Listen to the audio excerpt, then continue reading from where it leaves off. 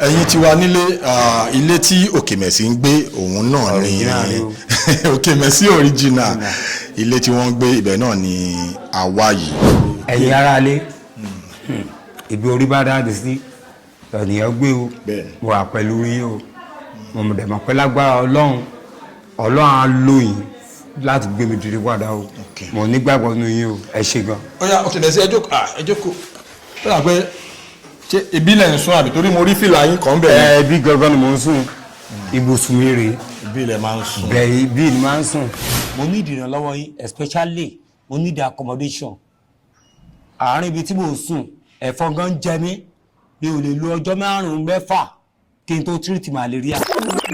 ọ̀rọ̀ tí mo gbọ́ rèé ó jẹ́ nǹkan tó bà mí nínú jẹ́ gan ìyẹn la fi decide pé kí a lọ bẹ̀ kí a lọ wo ilé tí wọ́n ń sọ pé àwọn máa ń sùn tó jẹ́ pé láàárín ọ̀sẹ̀ kan tẹ́fọn bá di àwọn dé level kan àwọn ò gbọ́dọ̀ má treat malaria láàárín ọ̀sẹ̀ kan ìdí rèé tí a ṣe gbéra pípẹ́ ká lọ bẹ̀ kí a lọ wo nǹkan tó ń rí lè ṣẹlẹ̀ gangan gbà tí mo débẹ̀ ó jẹ́ nǹkan tó yà mí lẹ́nu.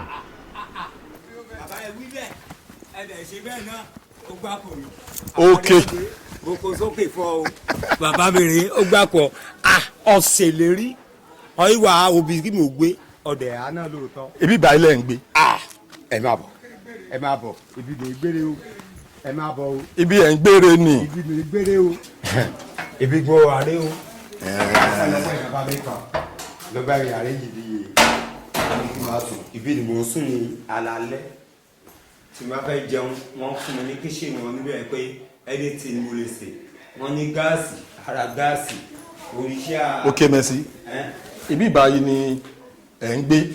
ibẹ̀ ni mo ń sùn. ibẹ̀ lẹ̀ ń sùn. bẹ́ẹ̀ ni. ẹ jẹ́ káwọn ará lè rí ibi tí à ń sọ.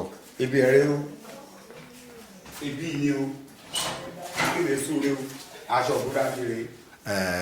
ẹ palẹ̀kùn yẹn dé torí ṣọ́ọ̀tì yẹn ń kó náà. aṣọ ìbúra mi mo lè wá bíbá láti àárọ̀ di alẹ́ mi ò jáde síta mi ò lọ síta mi ò ní pátí tí mo lọ mi ò ní anything ẹ rí i pé ọjọ́ tí mo kúrò lọ́dọ̀ yín aṣọ tí mo ṣe wọ̀ náà òun náà ni lẹ́yìn kí n wẹ̀ kí n tún aṣọ wọ̀.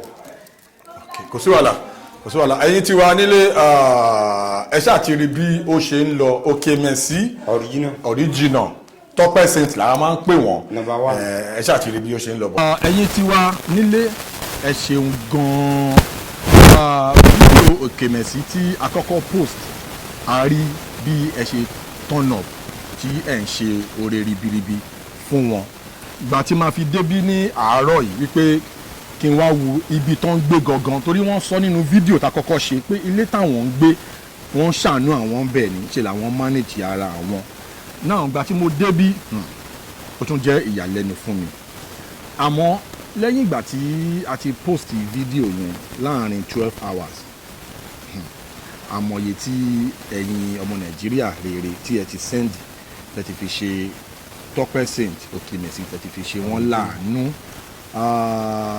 yínníyínní kí ẹni lè ṣe mí ẹ ṣeun gan iná ò ní tọ́wọ́ yín o gbogbo ẹ̀yin tẹ́tí sẹ́ndì owó iná ò ní tọ́ bí tẹ́tí mú owó ibẹ̀ náà ò ní gbẹ lágbára Ọlọ́run torí ẹni tó bá ṣèyàn lóore orí yàn ló ṣèyàn lóore àìmọye ẹni tí wọ́n rí tí wọ́n ṣe lóore so à ń fi àsìkò yìí a fi ń dúpẹ́ gidigidi. mi dúpẹ́ lọ́rí o dúpẹ́ lọ́wọ́ àwọn aráàlú. mi dúpẹ́ lọ́rí o láàrin ìrọ̀lẹ́ àná di àárọ̀ yìí mo rí àánú rìn gbà o lóòótọ́ ó ti débẹ̀ o but mo mọ̀ pé lágbára Ọlọ́run ẹ lè jẹ́ káṣírí yẹn tú o dẹ̀ mọ̀ pé ẹ máa gbé Okemesi ẹ máa gbé mi padà tètè ẹ wo ẹ̀yin náà ò ní fowó yín ẹ ní fowó àìsàn àmín ajé ò ní tọrọ owó fún yín àmín gbogbo nǹkan tẹ́ ẹ̀ ń ṣe fún ẹni tẹ́ ẹ mọ̀ rí àti tí ẹ mọ̀ rí ọ̀run á ràn yín lọ́wọ́ àmín adó tí ì ní ti ilé adó tí ì ní ọ̀nà mo dúpẹ́ o Okemesi dúpẹ́ o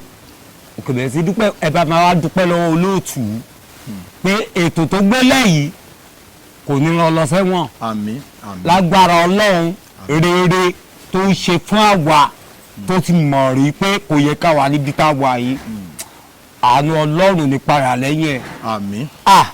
Mr. Jeff baba ẹ máa gòkè lọ. àmín. ẹ ti wálẹ̀ agbára lọ. ṣé ti rí àmín mo sọ nǹkan kan nínú first video yẹn mo sọ pé ẹ̀yin náà ẹ̀ kì í ṣèyàn bẹ́ẹ̀ bẹ́ẹ̀ni ẹ sọ bẹ́ẹ̀. torí ẹni tó bá ṣoore fún tó bò mọ́ra ó kò wọ́n kọ́ lọ́hùn. bàtà wa náà kọ́kọ́ join ní industry mo sọ ní first video ni mo ní tí tá bá wá sọ́dọ̀ yín àti ẹ̀ máa ń pọ̀ bọ́ ẹ jẹ́ kí n sọ tèmi personally tí máa wá sọ́dọ̀ yín tá a bá lówó láti wọ mọ́tò lọ sí location ẹ máa ń fẹ́ mi lówó pé bọ́bọ́ gbà tètè lọ sí location tó fẹ́ lọ yẹn tí máa fa báàgì mi wá tẹ máa ń ràn mí lọ́wọ́ tí máa ti wọ̀ rárá tí ebi bá ń pa nígà èmi ń bọ̀ lọ́dọ̀ ọpẹ́ sí ti ní àtúnṣe oúnjẹ ọmọ àtúnfà wà lóúnjẹ so irú èèyàn bẹ́ẹ̀ yẹn kì í ṣèyàn tí ò dá ní industry yàtọ̀ sí èmi gan nígbà tá a post fídíò yẹn àwọn èèyàn dìde ó ya àwọn èèyàn lẹ́nu torí ọ̀pọ̀lọpọ̀ ò bìlíìfù pé Okemesi ni mò ń bá sọ̀rọ̀ nínú fídíò ẹlòmíà tún ní ṣé Okemesi rè ṣá Okemesi ò rí báyìí tẹ́lẹ̀ èmi náà dé sọ pé ẹ rí báyìí tẹ́lẹ̀ èmi ni o ní agbára Ọlọ́run ẹ máa padà bọ̀ sípò. àmì o lọ́la gbẹ̀yìn. mo fẹ́ kẹ́ torí èdè yẹn àwọn fáǹsì yẹn wọ́n èdè Okemesi yẹn ẹ tún kí wọn. ẹ̀yin kẹ́ ẹ bẹ̀lúblé kẹ́ ẹ ti bí ìṣe ohun mi lágbára Ọlọ́run ni mi ṣe ohun gbogbo rí a. ẹ wo ẹ kò jùlọ náà nǹkan tá a bá ṣe fún mi ń sìn náà màá tún fi ṣe kí ni màá tún fi gbé ohun yìí jáde padà. ẹ wo a ṣẹ̀ṣẹ̀ bẹ̀rẹ̀ kí ilẹ̀ ti rí a sì àgòkè sí torí bí igi ìka àlàyé tí a ó ṣú ẹ̀jù pé sálà ń ta àgùnbà kú láti bí ẹ sọ pé mo rí Saheed kọjú ẹ lọ mo ní nínú ni. ṣé orin òṣùpá náà kọ yẹn. inú ni mo ní sí. ẹ̀yin ti wà nílé ẹ ti rí bí a ṣe ń ṣe ní orí ètò Unscripted náà ni now nígbà tí a dé ibi tí Okemesi ń gbé a wá rí bàbá aláàánú tí wọ́n gbà wọ́n sílé làwa ní ká fi opportunity yẹn náà ká fi bá bàbá sọ̀rọ̀ kí a lè kí wọn bàbá ẹ kí àwọn aráalé. gbogbo ilé akínyìn àdúgbò lọ́wọ́ yín gan o àárí ìgbésẹ̀ tẹ́ gbé ó jẹ́ kí inú mi dùn gan. èmi ò mọ̀ pé àwọn aláàánú bẹ́ẹ̀ yìí wà ìrọ̀ èmi bí mi ṣe máa ń ṣàánú ni èmi ò kì í wò ó bíi pé mo fẹ́ rí nǹkan kan gbà ń bẹ̀ ó ti di baraku mọ́ èmi. so èmi bí mo ṣe wà yìí mi kì í wá ibi téèyàn ti máa kákò tó máa ronú mo wà lively everybody tó bá wo bíbá náà ẹ máa rí àwọn èèyàn wà láàrin mi tàjọ ń because àwọn gan ni aṣọ ara mi because àtìgbà tí mo ti wà lọ́fíìsì tí mo ti kúrò tí mo ti retire àwọn tí mo rí ló jẹ́ kí inú mi máa dùn tí bá lọ sí hospital ń sìn pé wọ́n test BP mi ò kí ń ráì because mi rí nǹkan kan rò so Okemesi mo ti mọ̀ so far ìgbà yẹn kò rí báyìí. bí mo ṣe mo yẹ kọrin Wàsíù DJ language ẹ máa tẹ̀lé mi ẹ fún wa ní Wàsíù yẹn kí n bá ní kí n fún ní Wàsíù ẹ ní lọ lé mọ́lẹ́ yìí o ẹ fún wa díẹ̀. Wàsíù mi ẹ fún wa ní títí òṣùpá King Dr. Saheed òṣùpá ṣẹ̀rí Saheed èdè Ìjẹ̀ṣà yẹn fi fún wa. kí aláìbá fẹ́ wọ́n rí sẹ́yìn a ní ẹ̀lò ẹ̀jọ̀ ẹ̀lò mo wà lórí stage ẹ̀dẹ̀ ọdún kan ni bàbá bá rí ó bá bẹ̀rẹ̀ sí kọrin a bá ń gbọ́ spíkà tó ṣe pọ̀họ̀ ó bá ṣe báyìí fáwọn ọmọ ẹ̀ ló bá ní ẹ̀mí àsọ̀rọ̀ ó ní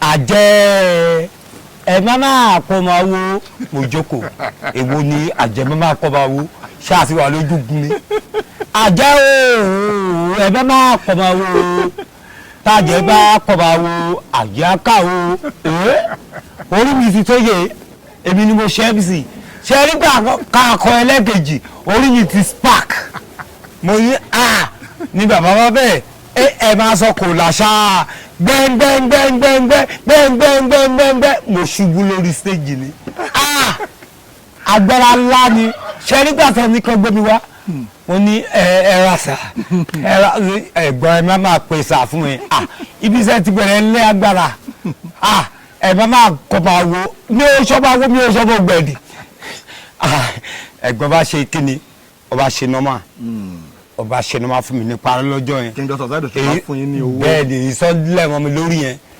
bàbá ẹ jọ ẹ sọ bí ẹ ṣe mìtì Tọ́pẹ́ Saint fún àwọn aráalé. original. ó kọ́ lọ sọ́dọ̀ mọ́mì ó kàn wò pé ó ti tọ́jọ́ mélòó kan ó yẹ kó ń dọ́dọ̀ bàbá ló fi wá ìgbà tó dẹnu ọ̀nà mi gan tó dúró mo tún wò ó pé abẹ́ni fẹ́ rajà ní mi mọ̀ pé òun mi dá wọn mọ̀ wá ní Okemesi mo wá tún wojú ẹ̀ dáadáa mo rí àwọn relics kankan lójú ẹ̀ pé òun ní bó ṣe wá sọ́dọ̀ mi nìyẹn mo wá wo condition tó wà kò síbi tó fẹ́ gbé kò sí kankan ẹ ti wà ń bí tipẹ́tipẹ́ gan-an náà pé ibi kó máa anywhere tó bá wù kó máa lè fún bẹ́ẹ̀ èmi fúnra mi gan kì í ṣe pé gbogbo ìgbà ni mò ń sun bíbí kọ́ mo níbì kan tó máa mo nílé kan sọ́hun so ibi mo kàn wá pé kí n wá máa nájú then kí n má rí rònúrò torí pé mo ti rìtáyà níbi iṣẹ́ àwọn èèyàn wà lọ́lọ́mù so ni mo fi ń wá so ibi yẹn ni gbogbo wa tìjọ ṣeré ìwà tó dẹ̀ wá tí mo wo kọ̀ǹtẹ́nà máa bọ̀ kí ló dé gbogbo àyè ló wà bẹ́ẹ̀ kò sẹ́ni èmi gan mi kì í sun ló tún bá sun bí lónìí. ẹ lọ sun the other place lọ. reason tí mo dẹ̀ fi choose date yẹn ni pé wọ́n máa ń pín iná níbí báyìí. ọjọ́ tí iná bá wà bí máa sun bí bẹ́ẹ̀ the other side yẹn gbogbo gbà iná máa ń wà ń bẹ̀ so pé mo fẹ́ charge fóònù kọ̀ọ̀kan so bí mo ṣe ṣẹ̀dú tí mo ṣe ń live lónìí so àwọn àjọ ń gbé kò sí bẹ́ẹ̀ tó fi ń gbé lọ́dọ̀ mi kò síbi tó fẹ́ lé sí so mi kàn bó ṣe ń ṣe jẹ́ ni. irú èèyàn wo gangan ni Tọ́pẹ́ Saint Okemesi jẹ́ láti ìgbà tí wọ́n ti bẹ̀rẹ̀ sí ní gbé bí irú èèyàn wo ìwà wọn ẹ sọ fún wa. Tọ́pẹ́ Saint bó ṣe wà yẹn kò fẹ́ kéèyàn máa ronú kínú èèyàn máa dùn ni tó bá wà lọ́wọ́ ẹ̀ ó máa jẹ́ kí inú wa dùn ní tani ò tí ì jẹun tani ò tí ì ṣe kọ̀ọ̀kan kò lè lówó dání kẹ́nìkan máa sọ pé ebi ń pa òun kó máa gbowó jáde so bí ìwà ṣe wà ní ọ̀nà èèyàn dáadáa ni. ẹ jọ̀ọ́ mo fẹ́ kẹ́ tún bá wa kí àwọn ará ilé gbogbo sọ́pọ́ọ̀tì wọn lórí Okemesi ẹ kí àwọn ará ilé sá. ẹ bá ń dúpẹ́ lórí wọn. gbogbo ará ilé akínyìn orúkọ mi ni Mr. James Akínwùmí Ayérìn so Matogun yìí ni ọ̀kan nínú àwọn láńlọ́ọ̀dù Matogun yìí lè ní. ẹ ṣì gan-an. a dúpẹ́ lọ́wọ́ yín gan-an o. Okemesi ẹ̀yin náà ẹ bá àwọn ará ilé sọ̀rọ̀ máìkì wà ní ara yín. ẹ̀yin ará ilé. ẹ jókòó sára. ok nǹkan yẹn bá ti mọ̀ akọ́nìyàn náà ni ẹ̀yin ará ilé ọpẹ́ mi olùdópin torí látà eléyìí ó tún bọ̀ wá dúpẹ́ torí pé ẹ̀ẹ́nì jẹ́ kọ́pẹ́ ó tán lẹ́nu mi sí lágbára Ọlọ́run ẹ̀ẹ́nì fowó wà ẹ̀sán o. àmín o. ibi tí ẹ ti mú eléyìí tẹ́ fi gbé mi jáde yìí padà ọ̀run á dúró tì í. àmín. ẹ̀ẹ́nì tọrọ jẹ́ o mo dúpẹ́ o. in the same vein Tọ́pẹ́ Saint Okemesi original. ṣe mọ̀ pé à ń sọ lọ lẹ́ẹ̀kan pé àwọn industry wọ́n dìde bẹ́ẹ̀ni wọ́n dìde mo fẹ́ kẹ́ tún dúpẹ́ lọ́wọ́ apá Àpánkúfọ̀. apá kó gùn jẹsẹ̀ lọ apá kó jẹ pé èrònú kí tó sọ̀rọ̀ wò ó òní sọ̀rọ̀ sọ apá tèmi ọtí gùn jẹsẹ̀ mi lọ́wọ́ ó gbà kú àbúrò mi òun lọ sókè ọ̀run ò ní mú ẹ wálẹ̀. àmín àṣẹ. ìgbà tí gbogbo ẹ bá pẹ́ẹ̀mù tán ikú òjì nípa o àmín. ògòdè ikú dé ẹni ìṣẹ̀lẹ̀ sí ọ apá mo appreciate ẹ o. ẹ dúpẹ́ lọ́wọ́ Kúnlé ẹ̀gbọ́n Kúnlé Omíṣore ẹ dúpẹ́ lọ́wọ́ àwọn náà. ẹ̀gbọ́n mi ọlọ́run má gbà kó yìí orúkọ ló mi ròyìn o Kúnlé Omíṣore lágbára Ọlọ́run àtẹ̀yìn àtàwọn ìdílé yín ire la máa wá yín kiri bí èṣe sí ọ̀nìyàn kì í bá omi ṣọ̀tá ayé ní bá yín ṣọ̀tá o tọmọtọmọ tìyàwó ayé ní bá yín ṣọ̀tá ẹ̀gbọ́n ẹ wo òṣùwà rèrè ògbé kò yí o ẹ ṣe gan. mo tún fi àsìkò yìí again mo fi ń dúpẹ́ lọ́wọ́ gbogbo àwọn colleagues wa ní industry ẹ ṣeun gan thank you for your support thank you for standing up to support Okemesi and original God bless you ẹ ṣeun gan baba thank you sir. one love. ẹ jẹ́ ká fi opportunity yìí náà ká tún fi kí because bàtà post video yẹn sọ online àwọn colleagues wa tó ń jẹ́ olólùfẹ́ yín torí ọ̀pọ̀lọpọ̀ èèyàn wọ́n mọ̀ pé ẹ̀ ń ṣe èèyàn tí èèyàn tó da ni yín so báwọn èèyàn ṣe wá rí fídíò yẹn especially àwọn colleagues yín tàwa ní industry ó jẹ́ nǹkan tó jẹ́ ìyàlẹ́nu fún gbogbo wọn àwọn tó tẹ kọ́kọ́ show concern Regina Chukwu ọ̀nìyàn ní o ẹ̀dúpẹ́ lọ́wọ́ Regina Chukwu láti ilẹ̀ lọ ti fẹ́ràn mi wò ó tí débi tó ń lọ Ọlọ́run bá mi gbé ẹ kọjá bí tó wà yìí àmín agbára Ọlọ́run Regina Chukwu ayé ò ní fi ẹ́ lẹ̀ ọ̀run ò ní fi ẹ́ lẹ̀ ó ṣe gan. Regina Chukwu, thank you so much God for bless the you. support and love. Ẹ dúpẹ́ lọ́wọ́ àǹtí Jaiye Kuti. Ọmọ ìyá mi Jaiye Kuti àjọ bẹ̀rẹ̀ ni adẹ̀dúpẹ́ lọ́wọ́ Ọlọ́run pé ojú ò ti wá ojú ò ti ẹ̀ inú iṣẹ́ yẹn ni mo ti di star ẹni àgbélébù inú iṣẹ́ yẹn ni mo ti di star ẹ̀wọ̀n láàfin Jaiye ìwọ ló sọ Okemesi di nǹkan tí mò ń ṣe lọ́wọ́lọ́wọ́ yìí ìwọ ló fún mi lóúnjẹ tí mò ń jẹ ayé ò ní gbóúnjẹ lọ́wọ́ ẹ̀. àmín ẹ dúpẹ́ lọ́wọ́ Alesh. Alesh tí a kékeré lówó but ó jẹ́ ènìyàn lójú Alesh gbogbo fún ẹ o ò ní wálé Alesh mo appreciate you God bless you. Alesh, thank you so much, God bless you. Ẹ dúpẹ́ lọ́wọ́ Bukola Ojo tó wà ní UK. Bukola Ojo ó gbàkọ́ o ibi kọ́ nìyẹn bá mi gbé kárabátù kó máa gbé bẹ́ẹ̀ lọ ara á tú ẹ̀dẹ̀ ọjọ́ alẹ́ o ò ní sunkún dànù ayé ò ní tọrọ oúnjẹ fún ẹ bó ṣe wà ẹ ẹwà rẹ kọ́run máa túbọ̀ máa ṣe kiri kí n máa gbé sókè wo òṣùṣù rẹ rèé o ò dúpẹ́. La Beauty Bukola Olúyọ̀lé La Beauty. ẹ wo kí n mọ parọ́ kò yìí La Beauty ẹ sọ nìyẹn bíi tiẹ̀ lọ́dọ̀ mi ọ̀nìyàn ní ọ̀rẹ́ ìgbà kan ní Nàìjíríà wà ní pọ̀tàbí ẹ wá bá mi lé báyìí ṣé bí n pa yín ṣe fẹ́ jẹun ni La Beauty ò ṣe gan wà á ṣe tiẹ̀ o mi mọ̀ kó o ṣe àpẹ̀lú àwọn tí a o ó gbà kó. Bukola Olúyẹmí La Beauty, thank you so much, God bless you. Ẹ dúpẹ́ lọ́wọ́ Délé Michael náà. ọmọ ìyá mi Délé torí pé onígbàgbọ́ ní Ọlọ́run bí Jeff náà ṣe rí àjọ rìnrìn àjò Ọlọ́run gbà fún ẹ ètò mi lẹ́nu rẹ̀ dùn pé Ọlọ́run gbà fún Jeff náà bọ̀tò sì rántí èmi náà Délé Michael mo mọ̀ pé Ọlọ́run àgbẹ̀ ẹ débẹ̀ lágbára Ọlọ́run olórí ìdílé ẹni ẹ ò ní dèrò ẹ̀yìn Délé Michael I love you àjọ gbé àjọ jẹ àjọ mu ni God bless you ọmọ ìyá mi one love. Ẹ dúpẹ́ ní ọwọ́ àwọn Bukky Lawal, thank you. Olúwa Bukky Lawal ó gbà kó a lè mọ close bí yé ni o bọ̀tọ̀ ènìyàn ni ẹ gbogbo àwọn tó ti ṣe lóore náà ń sọ̀rọ̀ ẹ ní dáadáa àbúrò ní ṣe orúkọ ẹ orúkọ arú ẹ Bukky máa gòkè lọ. Kìtàn.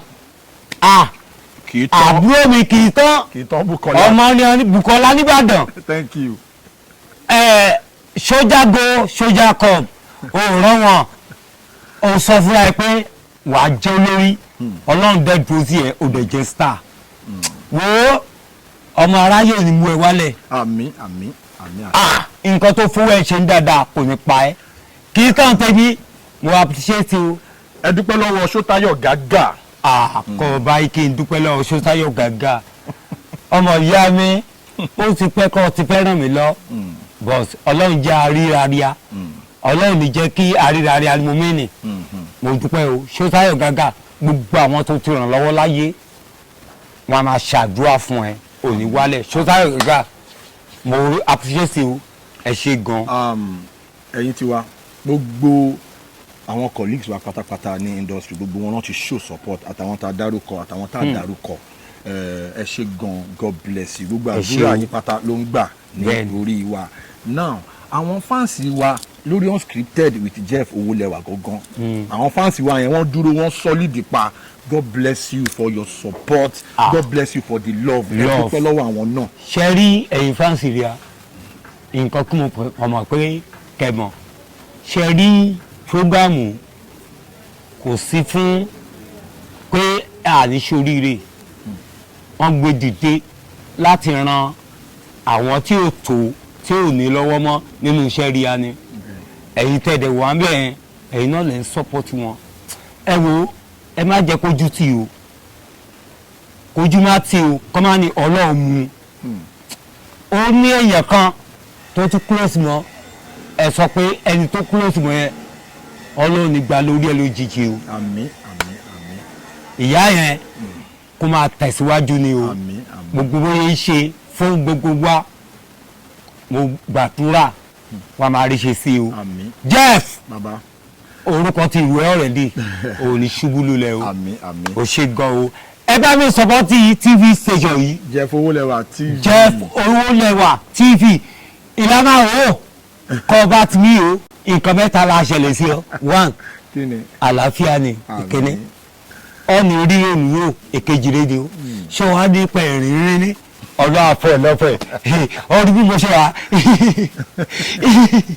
wọ́n rí pé mi nǹkan ẹ̀rí gbé mi lọ ó gbà kò yín Jeff ẹ bá ń túnjẹ kọ́ mọ TV yẹn lẹ́ẹ̀kan sí. Jeff Owolewa TV Ṣé ẹ gbọ́? gbọ́ support wa ẹ ṣé ṣé gan o. worldwide God Ẹ bless ṣé. you bí tẹ́ ti ń mówó tẹ́ ti ń ra internet tẹ́ ti ń ra data tẹ́ fi ń wo àwọn ètò wa ibẹ̀ náà kò ní tán bẹ́ẹ̀ lágbọ́dọ̀ lọ Àmín o. àbòsí tó lókun Àbòsí tó lọ́sà o. iná ní tán ní ọwọ́ yín ṣé mo gba Yorùbá yẹn original lè ṣe máa jẹ́ nìyẹn ẹ̀yin tiwa ẹ ṣé o adúpẹ́ o God bless you God bless you God bless you. àmọ́ ẹ̀yin tiwa nílé ẹ̀yàn máa ní ókú òkú nìbọn ń ro bẹ́ẹ̀ ni torí o. pé Okemesi a sọ nínú fídíò yẹn pé wọn ò nílé Tí mo wọ́n ní gbé o. di ilé mi ò nílé o wọ́n ní di ilé ibi Òun tó náà ń ni sùn àfihàn ilẹ̀ ẹlẹ́kan ti yẹn. rí yẹn so wọ́n ní di ilé wọ́n ní di ilé he needs to get back on his feet like the Okemesi tá a mọ̀ nínú industry Bẹ́ẹ̀ni. wọ́n ní láti get back you get wọ́n dẹ̀ máa ṣe wọ́n ti lọ ṣe wọ́n ti lọ sí hospital already wọ́n ti láwọn treatment tó ń gbà but àwọn doctor sọ pé kán lọ ṣe MRI Bẹ́ẹ̀ni, kì í body ṣe scan yẹn body gbọ̀ngàn so ìyẹn la fẹ́ ṣe ibẹ̀ yẹn la máa ti wá mọ treatment tí a máa gbà gbogbo ẹ̀ náà la nídìí owó tí èèyàn bá dẹ̀ gbalé àti gbalé náà tún easy bí kò ṣe pé iṣẹ́ wo lẹ fẹ́ ṣe tẹ́ máa fi máa sustain tó jẹ́ pé tó wọlé bá deal èèyàn á lè rí ìmí ìsan iṣẹ́ wọn náà wọ́n fẹ́ padà sídìí iṣẹ́ yìí wọ́n ní ìdìrànlọ́wọ́ a ṣe ní ìdìrànlọ́wọ́ ẹ sọ fún àwọn fáǹsì yín. ẹ̀yin aráalé ẹ jọ̀ọ́ oore kí a ṣe tí àwọn èèyàn ò ní sọ pé kílẹ̀ wá ṣoore fún Ọlọ́run ní jẹ́ ìṣẹ̀lẹ̀ sí o. àmín. ẹni tí ẹ̀ ń wò láàrin yìí àwọn ni wọ́n fún Okemesi ní owó nígbà tó ń bọ̀ ní orí ọ̀dọ̀ Unscripted first Unscripted àkọ́kọ́ gbé wọn wá ẹ dárúkọ yín fáwọn aráalé kí ẹ ṣàlàyé bó ṣe jẹ́ ní ọjọ́ yẹn báwo ni ìrìn àjò yẹn ṣe jẹ́ tó fi di pé. ẹ̀yin aráalé ẹ káàsán ẹ ṣé mo dúpẹ́ o orúkọ mi Máyọ̀wá Gbénga òun ni mò ń jẹ́ Okemesi nígbà tí mo mọ̀ wọn mi ì fi bẹ́ẹ̀ mọ̀ wọn tẹ́lẹ̀ ìgbà tí mo dé ìlú náà ni mo mọ̀ wọn mo dẹ̀ ọdún mo ti mọ̀ rí play wọn dáadáa tẹ́lẹ̀ already mo dẹ̀ rí pé ẹgbẹ́ tó rí báyìí tẹ́bù náà sì wá rí báyìí wọ́n ní àwọn strong ní kankan láti ìbànújẹ́ ilé wọ́n bẹ̀rẹ̀ sí máàlì rẹ̀ bàbá èèlì lọ́dọ̀ bàbá láńlọ́ọ̀dù táyé tó gbọ́ wáyé báyìí èmi náà káfíńtà iṣẹ́ tí mò ń ṣe tí n bá ti lọ bí ọkọ mo máa ń wá sí ìbáyé láti jọ máa ṣe eré so nǹkan lọ tíátírá díẹ̀ fún wọn kò sí àti jẹ kò sí àti mu so ọdẹ rẹ̀ wọ́n gidi gan seriously wọ́n bá ní pé àwọn tẹ̀fẹ́ wá lọ sí interview kan bóyá Kẹjà náà lọ ni o bí bẹ́gà ni o àdóyè fún un wọ́n sáà ní pé àwọn lọ kò sí wàhálà tẹ́ bá ti fẹ́ máa lọ ẹ jẹ́ kí n mọ̀ iye tí wọ́n bá ní lọ́wọ́ màá ṣe kẹ́ni màá fún yín ẹ máa fi wọ mọ́tò lọ so mo ti fún ẹ ní tí ètò wà lọ́wọ́ mi jọ ẹ̀ nìyẹn wọ́n dẹ̀ lọ bàtà wọn náà wọ́n ti lọ bẹ̀yẹ̀ mo ní Olúwa ṣeun Ọlọ́run jẹ́ ká gbọ́ ìṣe ayọ̀ nígbà tó dẹ̀ di àná mo náà padà sọ fún mi pé ibi táwọn lọ yẹ o ó sì ṣe kéni ó ti wà successful o pé ìyàrá ti ń ṣẹlẹ̀ o tó mo dúpẹ́ lọ́wọ́ yín o mo dúpẹ́ o Ọlọ́run jẹ́ pé ọwọ́ tó ń fún ni mo ní padà wá ti ọwọ́ tó ń tọrọ jẹ́ o because Okemesi náà bó ṣe wá yìí yóò inú kò sí iná bó ṣe wá yìí tó bá ní owó lọ́wọ́ kò gbọ́ pé mi ń pẹ́ nìkan wọ́n máa fún yàn ṣáá ni ní Okemesi ó jẹ́ kẹtẹ́ kó jẹ́ ìpẹ́ tó ń lé àánú ọlá àánú tó ń ṣe òun náà fi rí àánú gbà tó ti yé yín mo dúpẹ́ lọ́wọ́ yín o mo dúpẹ́ o pẹ̀lú ògo Ọlọ́run ẹ̀yin tẹ́ ẹ̀ ti bá tẹ́ ẹ̀ náwó sí wọn náà ibi àtijọ́ àti mo yóò ní dí o àjà tí mo yóò ní dí o ọlọ́dún ọmọ bùkún yín o ọlọ́dún ọmọ kún yín o pẹ̀lú ògùn pẹ̀lú ìtàtù padà wá ṣe yìí àárín gbúrò kú sí Okemesi o àmín o àgbọ̀rọ̀ ọlọ́run ba ẹ̀yin tẹ́ dẹ̀ wá lọ́nà tẹ́ ń ṣe ìrànlọ́wọ́ àárín gbúrò láburú sí yín o àwọn olùtúbọ̀ mọ òrùké o so ọ̀rọ̀ mi ò ju báyìí lọ o ẹ ṣé mo dúpẹ́ o. Okemesi ẹ tún. ẹ̀yin tí a ṣé ọpẹ́ mi ò lè di kò lè ní òpin màá máa dúpẹ́ ni ní gbogbo gbà torí pé àìsàn ni sọmọrin ẹ ní ṣọ́kú ayé ò ní dá ọjọ́ lé lórí fún ara ilé bẹ́ẹ̀ ṣe wà yìí àánú Ọlọ́run kó máa bá yín gbé ẹ ṣe wọ́n appreciate o ẹ ṣe gan-an mo dúpẹ́ o. Okemesi ọ̀pọ̀lọpọ̀ èèyàn ìgbà tí wọ́n rí fídíò tá kọ́kọ́ post wọ́n wò pé ṣé Okemesi lélẹ́yìí ṣá wọ́n ní Okemesi ò pé méjì. ọ̀nìyàn gan bá mi sọ̀rọ̀ oríṣẹ́ mi ni mo yí rọ̀. torí ohun yín gan ti yàtọ̀ bẹ́ẹ̀ni station yín everything torí ẹ̀ rí báyìí tẹ́lẹ̀ àwa mọ̀ ní so mo dẹ̀ mọ̀ pé lágbára Ọlọ́run gbogbo ìkólọ́yìn tó ti lọ ó máa padà nílọ́po ní agbára Ọlọ́run ẹ jẹ́ ká tún kí àwọn aráalé ẹ̀yin aráalé ẹ ṣeun gan o thank you for your support thank you so much for your support and love ẹ ṣe gan. thank you. ṣe rí kọ́nìyàn bá ṣubú ó gbọ́dọ̀ dìde ni orí ọ̀rọ̀ pé mo wà ní pé kẹ́ ẹ bá sọ́pọ̀tì mi kí n bá dìde padà èmi náà ní kọjá àyè mi ṣẹgbọ́ mi ní kọjá àyè mi òun tẹ́ bá fi gbé mi dìde èmi náà dúró tì màá ṣiṣẹ́ síwájú sí i lágbára Ọlọ́run ọdọọdún ẹ̀wá máa fi mi yẹn gàn pé Ọlọ́run ló ní kí n ṣe nǹkan báyìí fún lágbára báyìí tàbí báyìí ẹ jọ̀ọ́. ìfúkọ́ ni mò ń wò yìí. bẹ́ẹ̀ni èyí kí mo fẹ́ jẹ lẹ́yìn alẹ́ àná ṣùgbọ́n ọbẹ̀ mi tán. ọbẹ̀ yóò ní tán lágbọ́rọ̀ lọ. àmín o. ẹ̀yin tí wà nílé gbogbo bí ó ṣe ń lọ òun náà ni à ń mú wá sí etí ìgbọ̀yìn lórí ètò Unscripted náà ni Okemesi gẹ́gẹ́ bí ọmọ Èkìtì state tó jẹ́ original number one Okemesi kọ́ọ̀nìyàn mọ̀ ẹ kí àwọn aráalé ẹ kí o gbogbo èèyàn ọmọ Èkìtì ní original ní ilé lóko ní ìrìnàjò ó gbà kó yí o mo dẹ̀ fi opportunity náà mi kí gọ́fúnà mi Abíọ́dún Oyèbánjí original tíá original gọ́fúnà ní ọ̀rẹ́ ọbẹ̀rẹ̀ láti grassroots ọ̀gbẹ̀dẹ̀ level ò ní fọjọ́ lọ́jọ́ lọ o ò ní fọjọ́ lọ́jọ́ lọ o ọmọ rẹ lẹ́kìtì náà ni Okemesi original mo strong díẹ̀ ni o bàbá mi gọ́fúnà mi gbogbo ìrànlọ́wọ́ tẹ bá lè ṣe kò mí náà ọmọ orin náà ni mo jẹ́ o màá dúró sórí ọ́ mi ní wálẹ̀ o mo appreciate gọ́fúnà mi o God bless you o ẹ bá mi tún dúpẹ́ lọ́rin o àwọn tó gbé ètò kalẹ̀ kọ́lọ́ máa jẹ́ kán wálẹ̀ o gbogbo èrò wọn ní dáadáa kọ́lọ́ bá mú ṣe ẹ ṣe gan o. ẹ jẹ́ kí n tún fi àsìkò yìí náà lu ìkan lára àwọn gbòógì ní àti Èkìtì state ìyẹn àbúrò former governor Èkìtì state tẹ́lẹ̀ Isaac Fayose.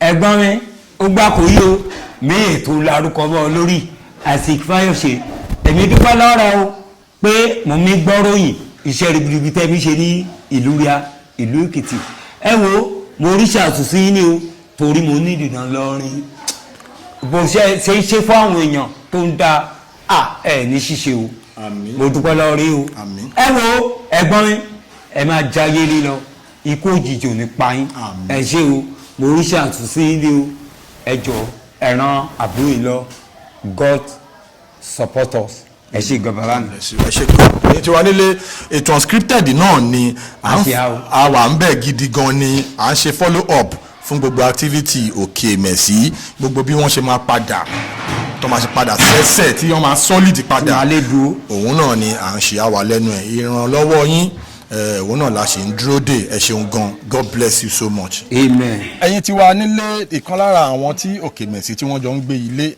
àwọn náà rèé ẹ kí àwọn aráalé kí ẹ bá wọn sọ̀rọ̀. ẹ káàsùn ẹ̀yà alẹ́ orúkọ tèmi ni Ajígbowó ọgbọ̀ngbàre all the time Ajígbowó bọ̀ Okemesi jẹ́ ẹnìkan tí yẹ pé wọ́n nífẹ̀ẹ́ àwọn èèyàn ọdún wọn lè máa kọ́ àwọn kọ̀ọ̀kan lára mi bọ̀ kó tèmi kọ́ lára wọn ló pọ̀ jù tí wọ́n believe pé èmi kọ́ àwọn kọ̀ọ̀kan lára wọn ló kì í gbẹ̀gbọ́n yìí wọ́n jẹ́ ìbẹ̀rẹ̀ pé wọ́n ní gan sef wọ́n yìí tó ń ṣe nínú kòsíkòsí ẹ̀ fáwọn èèyàn ẹ̀bọ̀ tó ń gáyé ta wọ́n ń gáyé àwọn èèyàn síbi ọ̀nà tó yẹ kó tọ̀ tẹ́kùtẹ́ máa ń kọ́ àwọn kan lára wọn gan sef ní àwọn èèyàn máa dùn ni so ẹ̀gbọ́n yìí kò tí pé kéèyàn wá ní kéèyàn má lè máa ẹ̀pẹ̀ ẹ̀gbọ́n wọn nídìí èèyàn lọ́wọ́ gan. ọjọ́ kan alẹ́ ọjọ́ kan wà olóòtú ọjọ́ yẹn atẹ́gùn ọ̀fẹ́ wa lálẹ́ òun dẹ̀ ti sò sínú mú ẹ̀ mo ti nà mọ́lẹ̀ ó kàn gbọ́ gbì mo wá sáré dìde mo á jókòó sí oríṣà yẹn ó wá ní bàbá kí ló ṣẹlẹ̀ mo ní kò sí nǹkan kan kò sí nǹkan kan ó wá súnmọ́ mi bàbá kí ló ṣẹlẹ̀ mo ní wo ṣubú ọmọ ẹ̀ ló rescue mi lọ́jọ́ yẹn lálẹ́ ọjọ́ yẹn òun ló rescue mi. Àjígbowó baba Waidi, thank you so much. Ẹ ṣé gan fún support yín o. Bẹ ṣe ń ràn wọ́n lọ́wọ́ Ọlọ́run á túbọ̀ ràn àmì lọ́wọ́. Ẹ ràn mí lọ́wọ́ sí ẹ jọ̀ọ́ tó lọ Ọlọ́run kí n tiẹ̀ gbalé kí n ṣe nǹkan tó wù mí lọ́kàn tó jẹ́ pé ó lè máa fún mi nìkan ẹ jọ̀ọ́ mo bẹ̀ yín ni o. Gbà tí máa débì báyìí náà ẹ̀yin ti wà nílé tọ́násọ́bẹ̀ ni wọ́n ń lò wọn ní fóònù 100 wọn ìyẹn ń paná òun ní ajú ni second phone wọn tọ́násọ́bẹ̀ òun ni wọ́n ń lò wọ́n nídìí fóònù náà ẹ jọ̀ọ́ ẹ̀yin ará lé help yín òun ni I need ọ̀rọ̀ tó wà ńlẹ̀ yìí ó ti kọjá nǹkan tí èèyàn kan lè ṣe gbogbo ẹ̀yin tí ẹ̀dẹ̀ ti dìde ìrànlọ́wọ́ náà àbúrò ní kángun sí yín ní àmì o ẹ jọ̀ọ́ a sì nídìí ìrànlọ́wọ́ yín sí Okemesi ẹ tún fi àsìkò yìí náà ẹ tún fi ẹ fi lù wọ́ ní ògo ẹnu Yorùbá yẹn ó pọ̀ ó kí mo ń fa Yorùbá yẹn já ni. ẹ̀mí gan bí kú ti gbọ́ èdè Yorùbá ni ẹ lù wọ́n lọ́gọ̀ ẹnu mo ní tì láti rò ó kí wàá túmọ̀ ẹ̀ ní ọ̀nà tí mo fi mọ̀ ọ̀nà ikú pèdè òun náà lè mọ̀ ọ́ tú inú mi dùn pé èdè ńlá ni ọmọ ìyá mi ló pè yẹn ẹ bá mi tú ní ìmọ̀ ìtumọ̀ ẹ bá mi tú ṣẹgbọ́ èdè tẹ̀sán láàsì yìí ẹ bá mi tú. ẹ lù wọ́n ní ọ̀gọ̀ ẹnu. kó bá jẹ́ ká lùyàn ní ọ̀gọ̀ ẹnu ni màá náà ní ọ̀gọ̀ ẹnu ọ̀rọ̀ ọ̀dà lẹ́nu mi mo kàn ń tíra láti wà ọ̀mbúlẹ̀tì ó gbà kò yé o ojú ti mọ́ alẹ́ aṣú ọ̀sán gọ́gọ́ la wà báyìí àní bóòrù wọ̀ o gbogbo orí pátá kẹgbọ́ information kẹgbóhùn ní ẹnu atọ́kùn ẹ ní gbóhùn lọ́kù o lágbára atọ́kùn ní gbóhùn lọ́kù o mo dúpẹ́ lọ́rin èyí tẹ́ ẹ̀ ń ṣe lọ́wọ́lọ́wọ́ mo dúpẹ́ èyí tẹ́ mi ṣe mo dúpẹ́ èyí tẹ́ túbọ̀ tún lérí pẹ̀tù àṣẹ mo dúpẹ́ o Okemesi lè kéré lójú but ẹ̀yin tóbi ní ọ̀dọ̀ mi kí n bá ti ní ọkàn mi balẹ̀. Okemesi ẹ jọ̀ọ́ fóònù nọ́mbà yín gangan fún àwọn èèyàn tó máa tẹ̀ fẹ́ reach out sí yín torí a lot of people mo mọ̀ kẹ́ máa ń ṣe MC náà. bẹ́ẹ̀ni torí ẹ sọmọrọ lẹ́ẹ̀kan yẹn bẹ́ẹ̀ni ẹ sọ fáwọn ará ilé pé mo máa ń ṣe MC o iṣẹ́ tẹ bá pè mí sí náà lẹ máa fi àbí bó. bẹ́ẹ̀ni o mo ń ṣe MC o bí mo ṣe ń ṣiṣẹ́ actor kò sí actor tí ó kì í ṣiṣẹ́ MC kẹ bá pè mí òun mi fi bẹ́ẹ̀ wọ́n o bá a ṣe mọ́ra rí náà ni ó ṣe á rí o inú mi dùn èyí tá a ṣe yìí inú mi á dùn tẹ bá túbọ̀ bá wa ṣíà ẹ̀ kí ó rí ìfà ṣẹgbọ́ lágbára Ọlọ́run ẹ̀ ní sí o àmín ẹ pè nọ́mbà yín fún wọn. nọ́mbà tèmi tó jẹ́ pé tẹ bá fẹ́ bá mi sọ̀rọ̀ ẹ lè rí òní 080 366 344 50.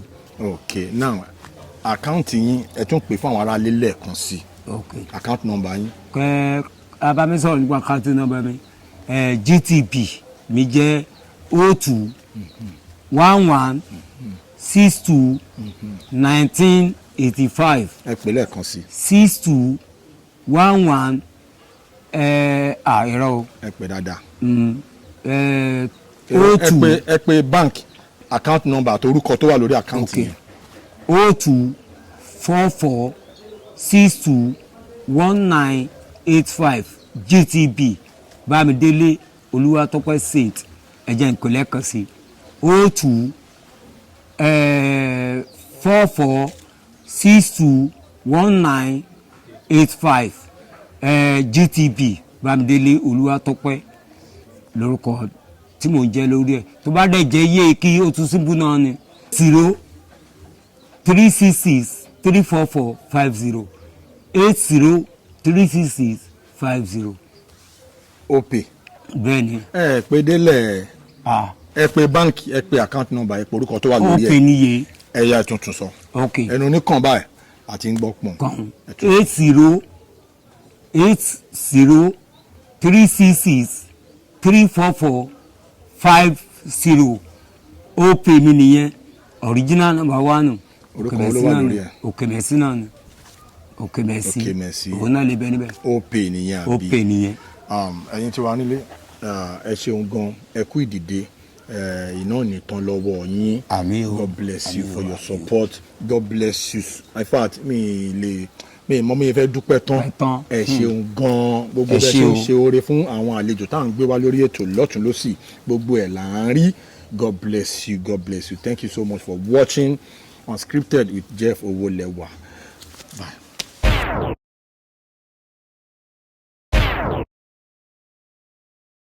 Please subscribe to my YouTube channel and press the notification button.